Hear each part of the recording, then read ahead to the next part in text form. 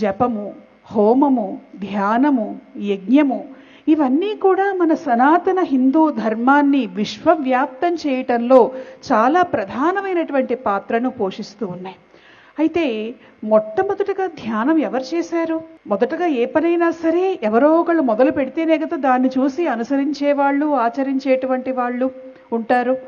అంతేకాదు ఈ రోజుల్లో నిజంగా చేస్తే ఉపయోగం ఉంటుందండి, మీకు ఏమైనా ఫలితం వచ్చిందా? వస్తేనే చెప్పండి, లేకపోతే వద్దు. ట్రైలర్ అండ్ ఎర్రర్ చేసే ఓపికలు మాకు లేవండి అని అడిగేటువంటి ఈ రోజుల్లో నిజమే ధ్యానం చేసినటువంటి వాళ్ళు ఉన్నారు. ఎక్కడి నుండి మొదలైంది, ఎలా మొదలైంది అనేటువంటి దానికి సమాధానాలు మన వేదాలు చెప్తూ ఉన్నాయి, మన ఉపనిషత్తులు చెప్తూ ఉన్నాయి, మన పురాణాలు చెప్తూ ఉన్నాయి. అన్నిటికంటే కూడా ది మోస్ట్ ఏన్షియంట్ సైన్స్ ఏదైతే ఉన్నదో ఆ మోస్ట్ ఏన్షియంట్ సైన్స్లో ఉన్నటువంటి వాటన్నిటిలో కూడా ధ్యానానికి ఉన్నటువంటి స్థానం అత్యుత్తమమైనటువంటిది, అమోఘమైనటువంటిది, అద్భుతమైనటువంటిది.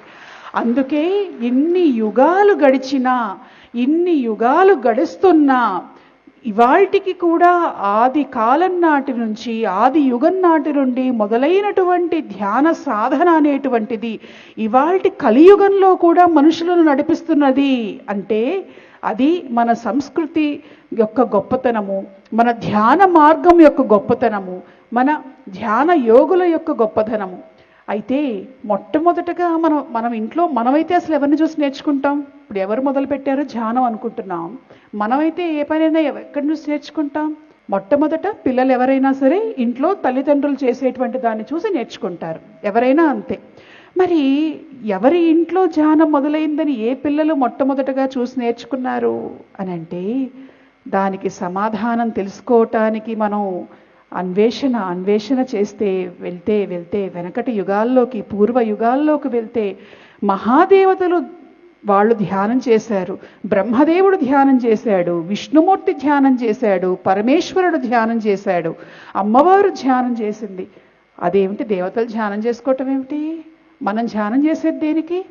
ఒక్కొక్కళ్ళు ఒక్కొక్క ధ్యేయంతో ధ్యానం చేస్తూ ఉంటారు. ఫలానటువంటి దర్శనం కావాలని ధ్యానం చేస్తారు, ఆరోగ్యం కావాలని ధ్యానం చేస్తారు, పక్క వాళ్ళకు ఉపయోగపడాలని ధ్యానం చేస్తారు, మానసికమైనటువంటి ఆనందం కలగాలని ధ్యానం చేస్తారు. మరి దేవుళ్ళకు వీటిలో ఏం కావాలి? వాళ్లే కదా అందరినీ సృష్టించారు. అంటే వాళ్ళైనా సరే నిత్యము కూడా అన్వేషిస్తూ ఉంటారు. తమలో ఉన్నటువంటి ఆత్మశక్తిని, ఆత్మ జ్ఞానాన్ని నిత్యం దర్శించుకుంటూ ఉంటారు. అలా వాళ్ళు మొదలుపెట్టినటువంటి ఆ ధ్యానాన్ని చూసిన తర్వాత ఇంద్రాది దేవతలు దాన్ని అభ్యాసం చేశారు.